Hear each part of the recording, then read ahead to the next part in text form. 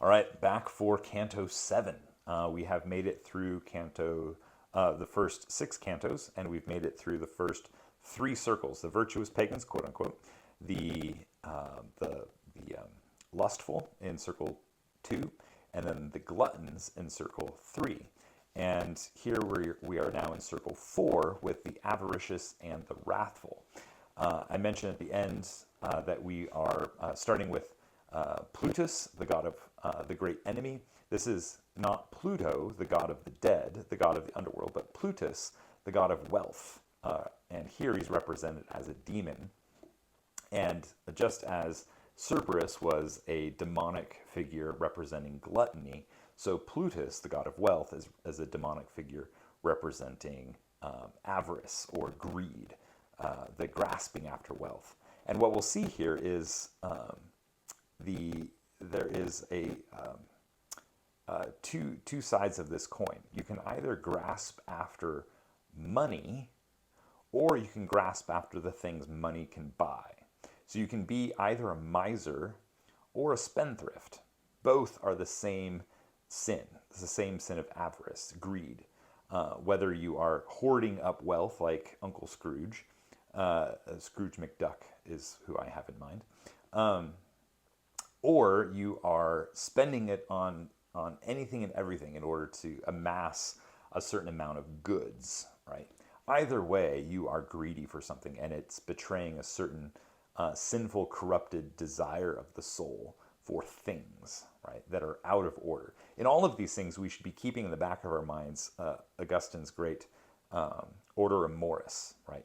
And sin is the distortion of the order amoris. Sin is putting something else as the ultimate love, the ultimate good, something other than God, right? When God is displaced either by things or self, ultimately even things comes back to self.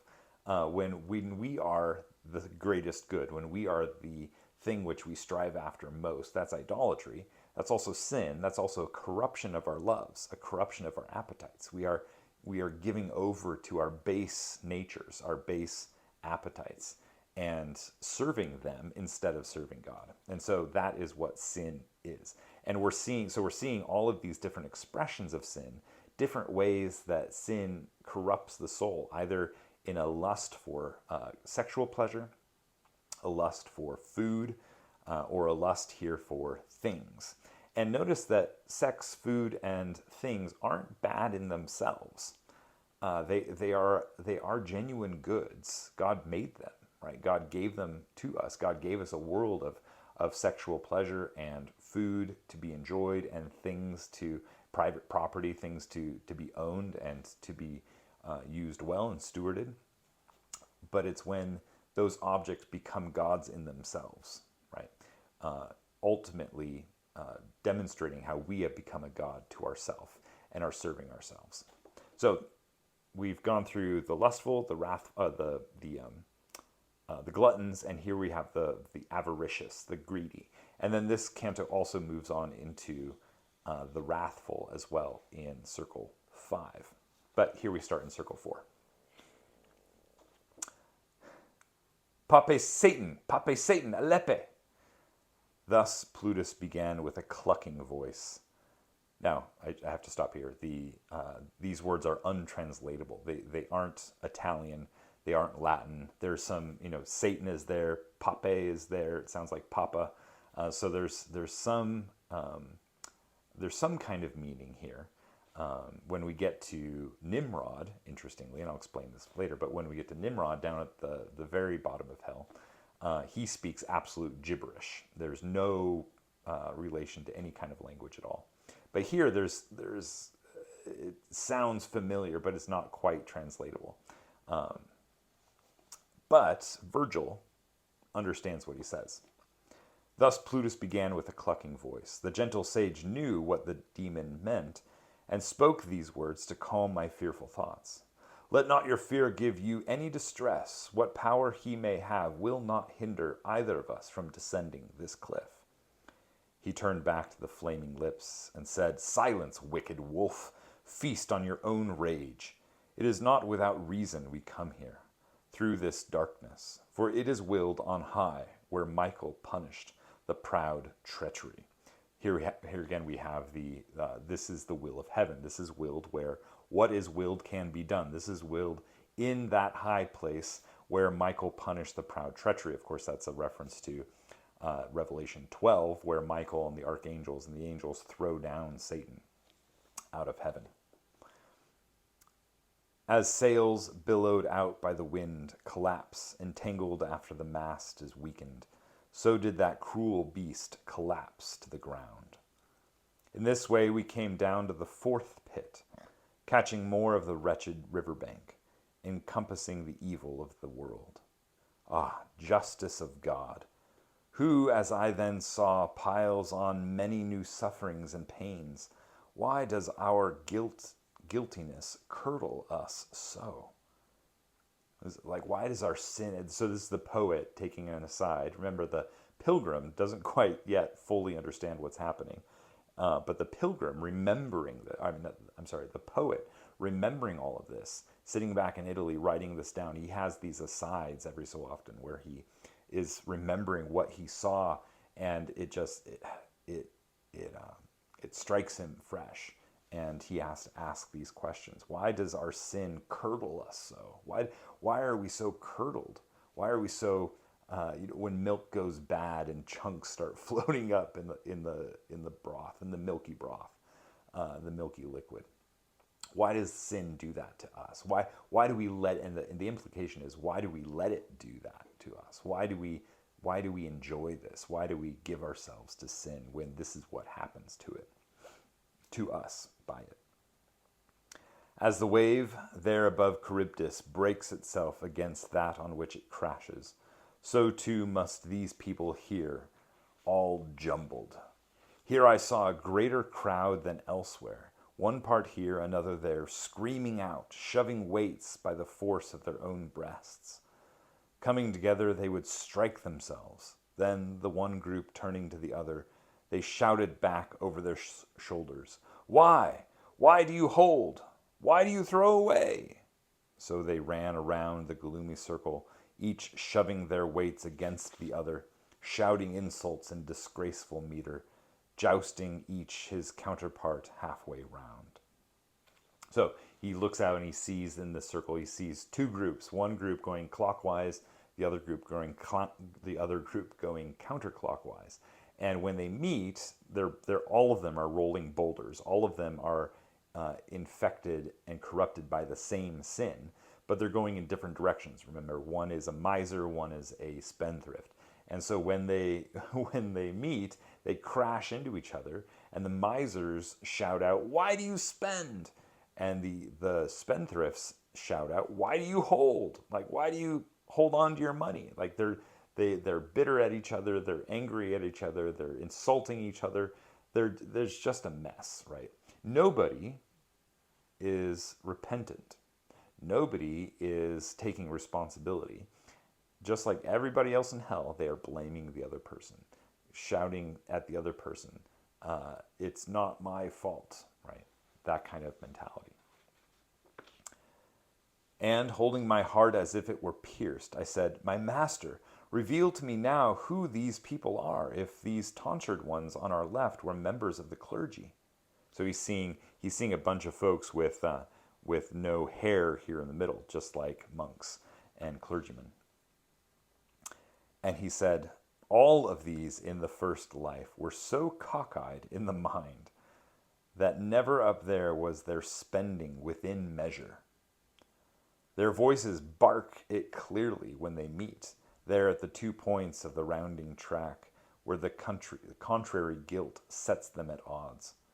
These were the clerics that did not cover their heads with hair, both popes and cardinals, in whom avarice employs its excess." So here we start to see Dante's incredible frustration with the greed and the avarice of the papacy and of the church in general.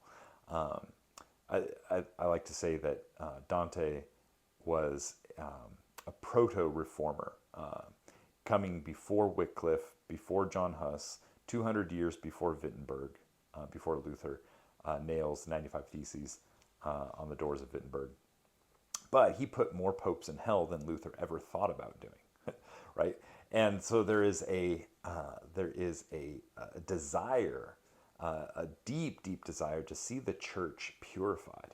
And so one of the ways to do that is by writing a story in which everyone in this fourth circle of the avaricious, they're all clerics, right? They're all either popes or cardinals or other kinds of priests and churchmen. And greed in the late 13th century, early 14th century was the defining hallmark of the church. They were greedy for civil power. They were greedy for land. They were greedy for conquest. They were greedy for wealth. It was getting out of hand. And we'll see this later in Paradiso, but to the extent where they had completely forgotten the gospel, completely forgotten what they were for, which was to preach, which was to shepherd souls.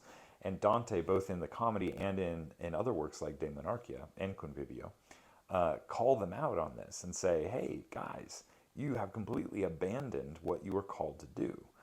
You are lusting after wealth and power, and temporary power at that, in going after the civic realm and civic power. And he condemns this with everything that he has. Full-throatedly, he is condemning the greed and the avarice of the church and calling them back to the simple task of preaching the gospel and shepherding souls. And I to him, Master, among these types, I should be able to recognize some. I should be able to recognize some of the popes or some of the cardinals, right? These aren't not famous men. These aren't obscure men. I should be able to recognize some in whom that were made foul by those evils of greed. He said, your thought is empty of meaning. The unknowing life that made them filthy makes them dark, unknowable to all eyes. For eternity they will be clashing. These here will rise again with grasping fists and those with expensive manicured hair. Right? The grasping fists are those misers, and those with expensive manicured hair are the spendthrifts. Right? They're throwing money away on moderately priced haircuts. Bad giving and bad holding removed them from the beautiful world into this brawl. What it will be, no words can beautify. Now, my son, you can see how worldly goods are made brief buffooneries by fortune, for which men always scold one another. That's directly out of Boethius's Consolation of Philosophy, of which Dante was a big fan. For all the gold that is beneath the moon, or ever has been, could never bring rest to even one of these exhausted souls. So what's he identifying here? They are lusting after wealth, but no amount of wealth will ever give them rest, right? There's never getting enough wealth. There's never just one more yacht, right? Just one more gold bar. No, it is not going to satisfy you, because your heart is not ordered toward the good. Your heart is ordered toward self, and the greedy self creates this vacuum that is never satisfied. You have defined yourself by your greed. You defined yourself by this lust for possessions or for wealth. And so you've created a hollow emptiness inside of you that can never be filled, never be satisfied. Coming at it from a different angle, Augustine said, which again Dante was totally familiar with, our hearts are restless until they rest in you. Speaking to God in prayer, our hearts are restless until they rest in God.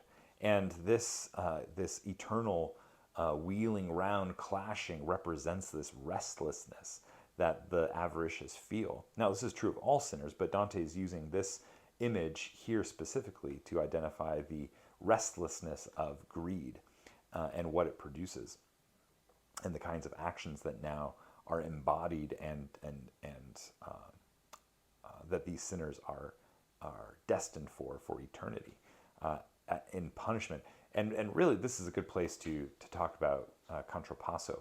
Contrapasso is a word that means the counter step, or it refers to the action, the punishment that fits the crime, or the embodiment of a sin, the way an internal disposition or internal action is demonstrated externally. Different ways of putting it. But just as we saw, the lustful are blown about in this whirlwind, and because they're blown about by their passions, the gluttons are forced to be submerged into mud and just chew and on this filthy rain and sludge, just because they, or in a similar way to how they viewed actual food as mere mass to be consumed, without any distinction between fine or common. Here, this eternal striving and eternal pushing of weights represents the sin of greed.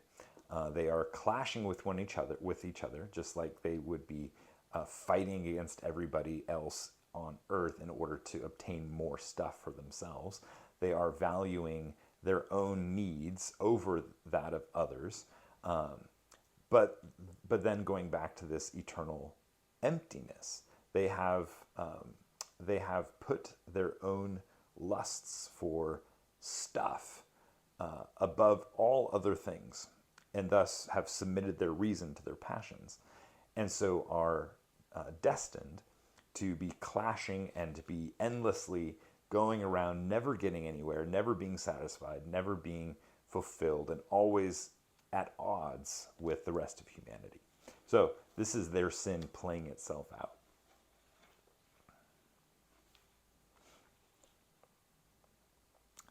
My master, I said, now tell me also, this Fortune, whom you just alluded to, what is she whose talons grasp the world's goods?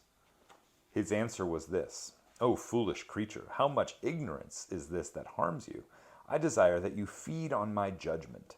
He whose wisdom transcends all creation made the heavens and gave them conductors, such that every part shines to every part, distributing all the light equally. He also gave to all worldly splendor a general minister to transfer transient glories offered by the world from time to time between all families beyond the ken or common sense of men. Okay, I'll pause there for a second.